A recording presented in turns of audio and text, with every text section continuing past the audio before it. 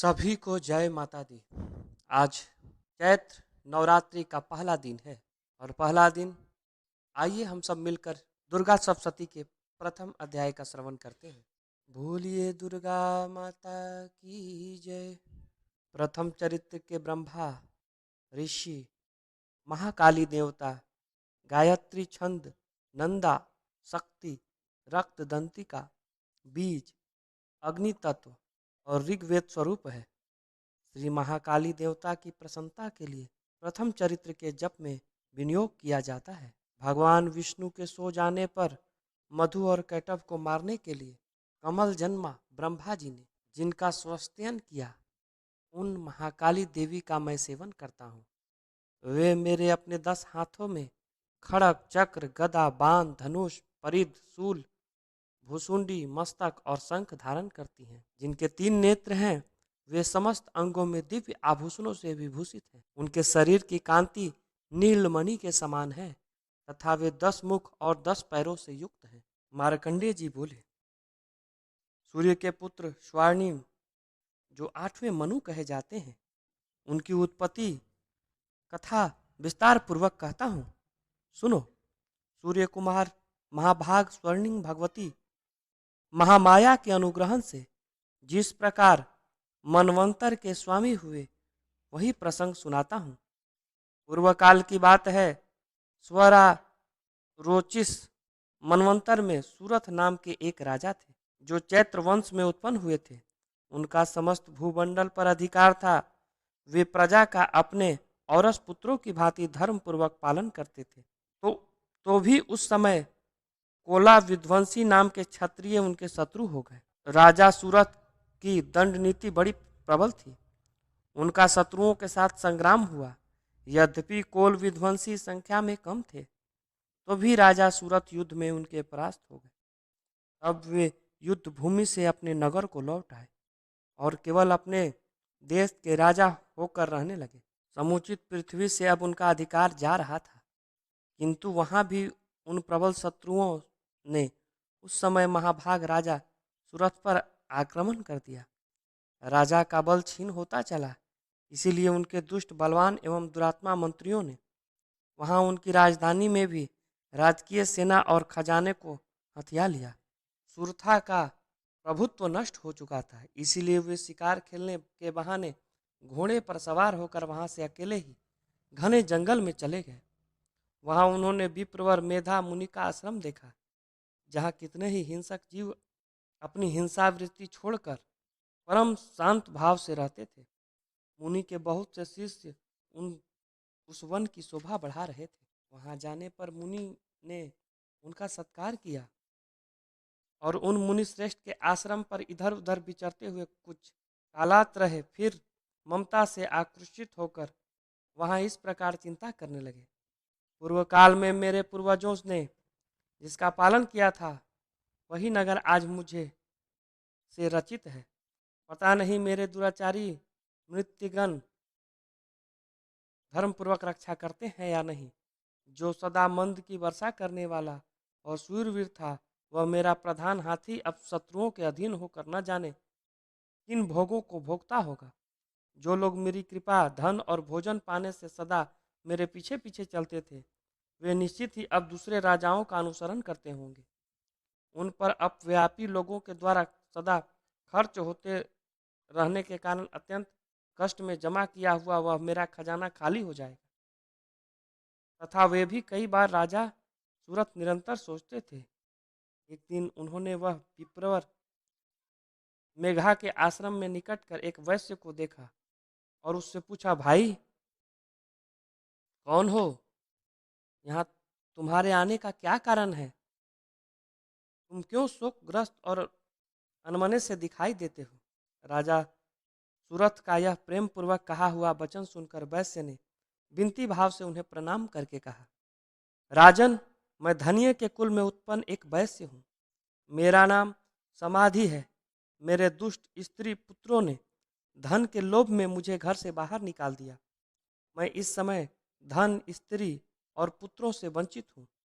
मेरे विश्वसनीय बंधुओं ने मेरा ही धन लेकर मुझे दूर कर दिया। इसीलिए दुखी होकर मैं वन में चला आया हूँ।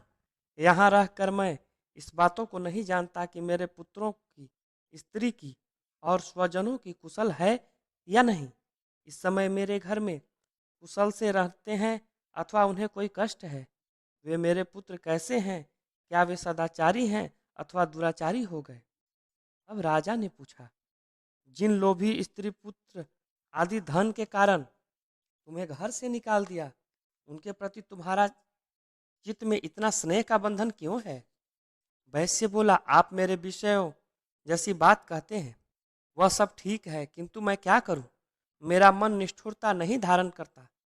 जिन्होंने धन के लोभ में पड़कर पिता के प्रति स्नेह, पातक प्रति प्रेम तथा आत्मीयजनक के प्रति अनुरागों को तिलांजलि दे दिया, मुझे घर से निकाल दिया, उन्हीं के प्रति मेरे हृदय में इतना स्नेह है। महामते, गुणहीन बंधुओं के प्रति भी जो मेरा चित्त इस प्रकार प्रेम मग्न हो रहा है, यह क्या है? इस बात को मैं जानकर भी नहीं जान पाता, इसीलिए मैं लंबी सांसें ले रहा हूँ। मेरा हृदय अत्यंत दुखित हो रहा है। उन लोगों में प्रेम का सर्वथा अभाव है, तो भी उनके प्रति जो मेरा मन निष्ठुर नहीं हो पाता, इसके लिए मैं क्या करूं? मार्कंडेय जी कहते हैं, ब्राह्मण तदंतर राजाओं में श्रेष्ठ सूरथ और समाधि नाम का वैश्य दोनों साथ साथ मेघा मुनि की सेवा में उपस्थित हुए और उनके साथ यथायोग्य न्यायकुल विनयपूर्वक बर्ताव करके बैठ गए। तत्पश्चात वैश्य और राजा ने कुछ वार्तालाप प्रारंभ किया। राजा ने कहा, भगवान, मैं आपसे एक बात पूछना चाहता हूँ, उसे बताइए। मेरा चित्त अपने अधीन न होने के कारण वह बात मेरे मन को बहुत दुख देती है। जो राज्य मेरे हाथ से चला गया, उसमें और उसके संपूर्ण अंगों में मेरी ममता बनी हुई है। मुनिश्रेष्ठ, यह जानते हुए भी कि अब वह मेरा नहीं है, अज्ञानी की भांति मुझे उसके लिए दुख होता है। यह क्या है? इधर यह वैश्य भी घर से अपमानित होकर आया है, इसके पुत्र, स्त्री और भृत्यों ने इसे छोड़ दिया है, स्वजनों ने भी इसका परित्याग कर दिया है, तो भी यह उनके प्रति अत्यंत हार्दिक स्नेह रखता है। इस प्रकार यह तथा मैं दोनों ही बहुत दुखी हैं। जिसमें प्रत्यक्ष दोष देखा गया है, उस विषय के लिए भी मन में ममता जनित आकर्षण पैदा हो रहा है। महाभाग, हम दोनों समझदार हैं, तो भी हम में जो मोह पैदा हुआ है, यह क्या है? विवेक शून्य पुरुष की भांति मुझ में और इसमें यह मूढ़ता प्रत्यक्ष दिखाई देती है। अब ऋषि बोले, महाभाग, विषय मार्ग का ज्ञान सब जीवों को है, इसी प्रकार विषय भी सबके लिए अलग अलग है।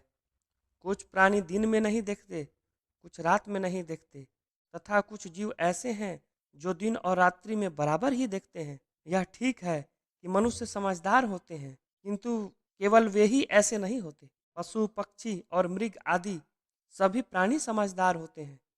मनुष्यों की समझ भी वैसी होती है जैसे उन मृग और पक्षियों की होती है, तथा जैसी मनुष्यों की होती है वैसे ही उन मृग, पक्षी आदि की होती है। यह तथा अन्य बातों का भी प्राय है, दोनों में समान ही है।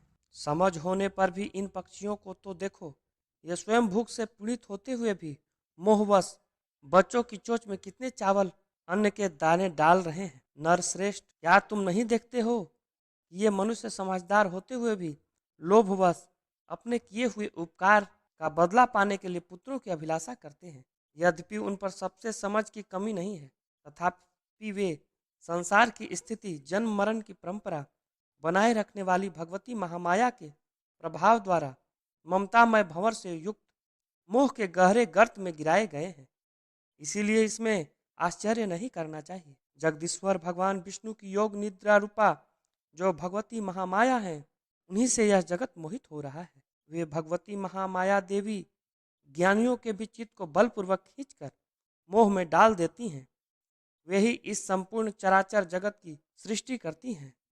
वे ही प्रसन्न होने पर मनुष्यों को मुक्ति के लिए वरदान देती हैं। वे ही पराविद्या, संसार बंधन और मोक्ष की हेतु भूता सनातनी देवी तथा संपूर्ण ईश्वरों की अधीश्वरी हैं। अब राजा ने पूछा, भगवान, इन्हें आप महामाया कहते हैं, वे देवी कौन हैं? ब्राह्मण, उनका आविर्भाव कैसे हुआ तथा उनके चरित्र कौन हैं? ब्रह्मावेत्ताओं में श्रेष्ठ महर्षि उन देवियों का जैसा प्रभाव हो, जैसा स्वरूप हो और जिस प्रकार प्रादुर्भाव हुआ, वह सब मैं आपके मुख से सुनना चाहता हूँ। अब ऋषि बोले, राजन, वास्तव में तो देवी नित्य स्वरूपा ही है। संपूर्ण जगत उन्हीं का रूप है। उन्हें समस्त विश्व को व्याप्त कर रखा है, तथापि उनका प्रकट्य अनेक प्रकार से होता है। वह मुझसे सुनो। यद्यपि वे नित्य और अजन्मा है, तथापि जब देवताओं का कार्य सिद्ध करने के लिए प्रकट होती हैं, उस समय लोकों में उत्पन्न हुई कहलाती हैं। कल्प में अंत में जब संपूर्ण जगत एकावर्ण में निमग्न हो रहा था और सबके प्रभु भगवान विष्णु शेषनाग की सैया बिछाकर योग निद्रा का आश्रय ले सो रहे थे, उनके कानों के मैल से भयंकर असुर उत्पन्न हुए, जो मधु और कैटब नाम से विख्यात थे। वे दोनों ब्रह्मा जी का वध करने के लिए तैयार हो गए। भगवान विष्णु की नाभि के कलमल से विराजमान प्रजापति ब्रह्मा जी ने जब उन दोनों भयानक असुरों को अपने पास आया और भगवान को सोया हुआ देख एकाग्रचित्त होकर उन्होंने भगवान विष्णु को जगाने के लिए उनके नेत्र में निवास करने वाली योग निद्रा का स्वस्त्यन प्रारंभ किया, जो इस विश्व की अधीश्वरी जगत को धारण करने वाली, संसार का पालन और संहार करने वाली तथा तेज स्वरूप भगवान विष्णु की अनुपम शक्ति है। उन्हीं भगवती निद्रा देवी भगवान ब्रह्मा की स्तुति करने लगे। ब्रह्मा जी ने कहा, देवी, तुम ही स्वाहा, तुम ही स्वधा और तुम ही वष्टकार हो। स्वर भी तुम्हारे ही स्वरूप हैं। तुम ही जीवन दायिनी सुधा हो। नित्य अक्षर प्रणव आकार उकार मकार, इन तीनों मात्राओं के रूप में तुम ही स्थित हो, तथा इन तीन मात्राओं के अतिरिक्त जो बिंदु रूपा नित्य अर्धमात्रा है, जिसका विशेष रूप से उच्चारण नहीं किया जा सकता, वह भी तुम ही हो। देवी, तुम ही संध्या, सावित्री तथा परम जननी हो। देवी, तुम ही इस विश्व ब्रह्मांड को धारण करती हो। तुमसे ही इस जगत की सृष्टि होती है, तुमसे ही इसका पालन होता है और सदा तुम ही कल्प के अंत में सबको अपने ग्रास बना लेती हो। जगन्मयी देवी, इस जगत की उत्पत्ति समय तुम सृष्टि स्वरूपा हो, पालन काल में स्थिति रूपा हो तथा कल्पांत के समय संहार रूप धारण करने वाली हो। तुम ही महाविद्या, महामाया, महामेघा, महास्मृति, महामोह रूपा, महादेवी और महाअसुरी हो। तुम ही तीनों गुणों को उत्पन्न करने वाली सबकी प्रकृति हो।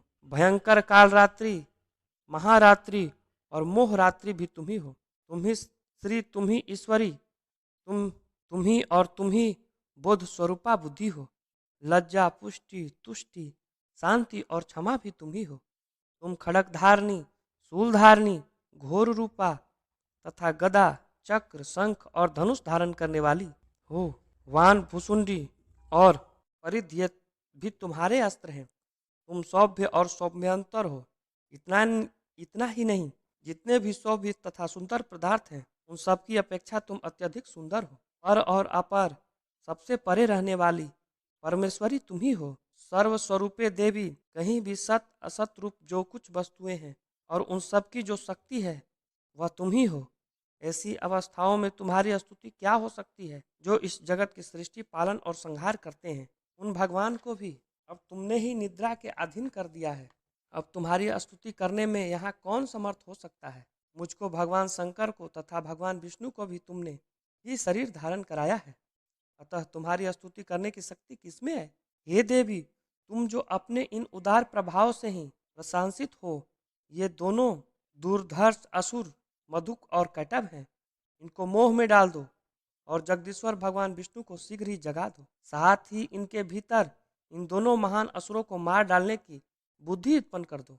ऋषि कहते हैं, राजन, जब ब्रह्मा मधु और कैटब को मारने के उद्देश्य से भगवान विष्णु को जगाने के लिए तमोगुण की अधिष्ठात्री देवी योग निद्रा इस प्रकार स्तुति की, तब वे भगवान के नेत्र, मुख और नासिका, बाहु, हृदय और वक्ष स्थल से निकलकर अव्यक्त जन्मा ब्रह्मा जी की दृष्टि के समक्ष खड़ी हो गई। योग निद्रा से मुक्त होने पर जगत के स्वामी भगवान जनार्दन उस एकाग वर्ण के जल में शेषनाग की सैया से जाग उठे। फिर उन्होंने उन दोनों असुरों को देखा। वे दुरात्मा मधु और कैटब अत्यंत बलवान तथा पराक्रमी थे और क्रोध से लाल आंखें किए ब्रह्मा जी को खा जाने के लिए उद्यम कर रहे थे। तब भगवान श्री हरि ने उठकर उन दोनों के साथ 5000 वर्षों तक केवल बाहु युद्ध किया। वे दोनों भी अत्यंत बल के कारण उन्मत्त हो रहे थे। इधर महामाया ने भी उन्हें मोह में डाल रखा था। इसीलिए वे भगवान विष्णु से कहने लगे कि हम तुम्हारी वीरता से संतुष्ट हैं, तुम हम लोगों से कोई वर मांगो। तब श्री भगवान बोले, यदि तुम दोनों मुझ पर प्रसन्न हो तो अब मेरे हाथों से मारे जाओ। बस इतना सा ही मैंने वर मांगा है, यहाँ दूसरे किसी वर से क्या लेना। ऋषि कहते हैं, इस प्रकार धोखे में आ जाने पर जब उन्होंने संपूर्ण जगत में जल ही जल देखा, तब कमल नयन भगवान से कहा, जहाँ पृथ्वी जल में डूबी हुई न हो, जहाँ सूखा स्थान हो, वहीं हमारा व्रत करो। ऋषि कहते हैं, तब तथास्तु कहकर शंख चक्र और गदा धारण करने वाले भगवान ने दोनों के मस्तक अपने जांघ पर रखकर चक्र से काट डाले। इस प्रकार वे देवी महामाया ब्रह्मा जी की स्तुति करने पर स्वयं प्रकट हुई थी। अब पुनः तुमसे उनके प्रभाव का वर्णन करता हूँ। इस प्रकार श्री मार्कंडेय पुराण स्वर्णिक मनवंतरी की कथा के अंतर्गत देवी महात्म्य मधुकैटभ वध नामक पहला अध्याय पूर्ण हुआ। देवी दुर्गे उमा विश्व जननी रमा मातु तारा, एक जगदम्बा तेरा सहारा, एक जगदम्बा तेरा सहारा, है तू ही वैष्णवी मोह माया, तूने सारे जगत को बनाया, है तू ही वैष्णवी मोह माया, तूने सारे जगत को बनाया, तेरे चरणों में माँ रहता मस्तक नवा यह हमारा, एक जगदम्बा तेरा सहारा, देवी दुर्गे उमा विश्व जननी रमा मातु तारा, एक जगदम्बा तेरा सहारा, एक जगदम्बा तेरा सहारा, शैलजा स्कंद माता भवानी, पार्वती भद्रकाली मृडानी, शैलजा स्कंद माता भवानी, पार्वती भद्रकाली मृडानी, सर्वबुद्धि प्रदे अष्ट सिद्धि वरदे तू अपारा, एक जगदम्बा तेरा सहारा, एक जगदम्बा तेरा सहारा, पुण्यवानों के घर संपदा तू, पापियों के भवन आपदा तू, पुण्यवानों के घर संपदा तू, पापियों के भवन आपदा तू, कुल की लज्जा तू ही, साधु श्रद्धा तू ही, गुण अपारा, एक जगदम्बा तेरा सहारा, एक जगदम्बा तेरा सहारा, देवी दुर्गे उमा विश्व जननी रमा मातु तारा, एक जगदम्बा तेरा सहारा, एक जगदम्बा तेरा सहारा, है हजारों ही अपराध मेरा, हुआ धर्मपात की पुत्र तेरा, है हजारों ही अपराध मेरा, हुआ धर्मपात की पुत्र तेरा, दुष्ट होवे अदा तो भी माँ को सदा पुत्र प्यारा, एक जगदम्बा तेरा सहारा, एक जगदम्बा तेरा सहारा, देवी दुर्गे उमा विश्व जननी रमा मातु तारा, एक जगदम्बा तेरा सहारा, तेरी ज्योति से उदित हो दिवाकर, तेरी प्रभा सुशोभित सुधाकर, तेरी ज्योति से उदित हो दिवाकर, तेरे प्रभा से सुशोभित सुधाकर। देवी सेवक पर हो दया की नजर का इशारा, एक जगदम्बा तेरा सहारा, एक जगदम्बा तेरा सहारा। देवी दुर्गे उमा विश्व जननी रमा मातु तारा, एक जगदम्बा तेरा सहारा। मन वचन दोनों ने हार खाई, तेरा माया नहीं पार पाई। मन वचन दोनों ने हार खाई, तेरा माया नहीं पार पाई। क्या करे निर्वचन वेद नीति कथन करके हारा, एक जगदम्बा तेरा सहारा। देवी दुर्गे उमा विश्व जननी रमा मातु तारा, एक जगदम्बा तेरा सहारा, एक जगदम्बा तेरा सहारा। बोलिए दुर्गा माता की जय। दूसरा अध्याय हम लोग नवरात्र के दूसरे दिन श्रवण करेंगे। तब तक के लिए जय माता दी।